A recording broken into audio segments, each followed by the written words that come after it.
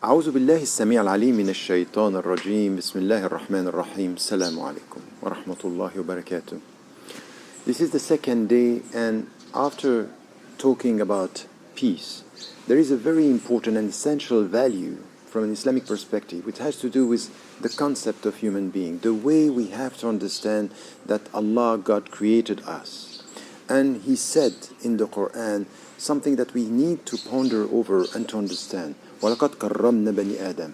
We gave dignity to human beings. So the value of dignity is essential, because this is the way from where we have to start our spiritual journey towards Him. And this dignity, as understood by the scholars and understood by ulama throughout our history, has to do with two main dimensions. The first one has to do with knowledge, has to do with the fact that we can get knowledge and we come back to ourselves and to God through knowledge. When it is said in the Quran that even the angels both in front of the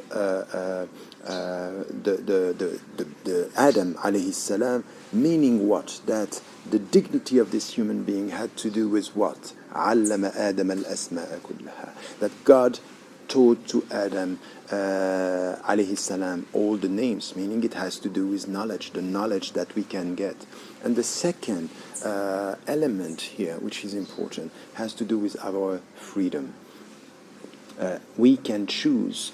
فَمَنْ شَاءَ فَلْيُؤْمِنْ وَمَنْ شَاءَ فَلْيَكْفُرْ. The one who wants to believe, he can or she can believe. And if you want to reject, you can reject. This is your freedom. So this is through our freedom and our knowledge that we are dignified. And at the moment you are listening to me today, you are using your freedom, deciding with your consciousness that you are preventing yourself from eating and drinking and fasting. So it's a dignified way of using your freedom and your knowledge. And this is exactly it. In order to come back to yourself, in order to be dignified, it's the way you deal with your freedom. Yes, your freedom is a right, but your freedom is also a duty. It's a commitment to be dignified. And this is where we start with dignity, and we need to go deeper and deeper to nurture this dignity. How? This is what we find in the Quran.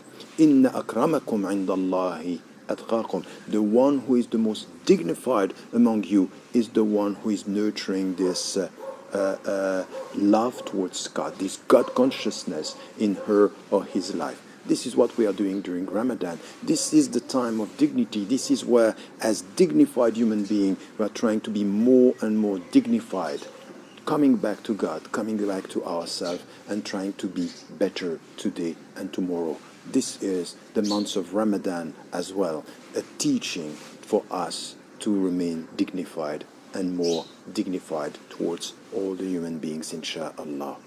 Remember to remain always positive, to take good care of yourself, and to tell the people you love that you love them, insha'Allah. Assalamu alaikum wa rahmatullahi wa barakatuh.